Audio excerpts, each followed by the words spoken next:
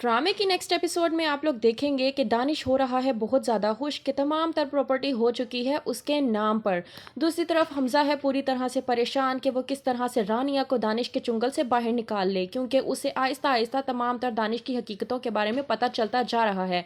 और वो अपनी माँ नाइला से बात करता है कि रानिया बहुत बड़ी मुसीबत में है, मुझे जल्द अज जल्द रानिया की मदद करनी होगी वरना दानिश के हाथों रानिया को बहुत बड़ा ख़तरा है। हमज़ा कहता है कि अब बहुत हो चुका, मैंने सना के साथ भी बहुत कुछ करके देख लिया है लेकिन कुछ भी हाथ नहीं लगा। यहाँ पर दानिश जो पढ़ रहा होता है फाइल्स, उसके हाथ में लगती है एक कड़ी जिसकी बिना पर उसको पता लगता है कि तमाम तर प्रॉपर्टी उसके बावजूद होने के बावजूद कोई ऐसी चीज़ है कि जिसकी वजह से वो ये तमाम तर प्रॉपर्टी दोबारा खो सकता है। हमज़ा हो चुका है परेशान। यहाँ सना भी रो रही होती है और कहती है कि हमज़ा ने मेरे साथ अच्छा नहीं किया, वो पूरी तरह से हमज़ा के पीछे पागल हो चुकी है। कहती है मैंने तो हमज़ा से शादी की थी इस बिना पर कि मैं उसके साथ सारी ज़िंदगी गुजारूंगी, लेकिन उसने मेरे साथ अच्छा नहीं किया। उसने मुझे जो कुछ कहा मैंने वैसे किया, लेकिन उसने मेरी ज़िंदगी तबाह बर्बाद करके रख दी। अब मैं इस रानिया की बच्ची को छोड़ूंगी नहीं, क्योंकि इसकी वजह से मेरी ज़िंदगी बर्बाद हुई है। मैंने रानिया से छीन के हमज़ा से शादी की, रानिया को रास्ते से हटाया लेकिन कुछ हासिल वसूल ना हुआ, यहाँ तक कि रानिया को गुनहगार साबित करवाया। और हमज़ा ने मेरे साथ क्या किया, उसने हमेशा रानिया की ही साइड ली। सना कहती है कि मैंने उससे तरह तरह की माफ़ियाँ मांगी, मैं क्या करूं।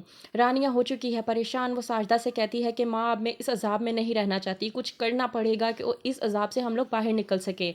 दानिश कर रहा है अपनी शादी की तैयारी। वो जिससे शादी करना चाहता था उस लड़की से उसकी बात होती है और वो कहती है कि जितना जल्दी हो सके उतनी जल्दी अपने घर वालों को लेकर आओ ताकि हमारी शादी हो सके।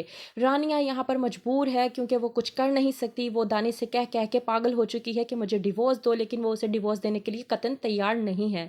साजदा यहाँ सोचती है कि मैं ऐसा क्या करूँ कि मैं अपनी बेटी को इस जंजाल से बाहर निकाल सकूँ। रानिया भागने की कोशिश करती है लेकिन वो भाग नहीं पाती और हर बार की तरह वो पकड़ी जाती है।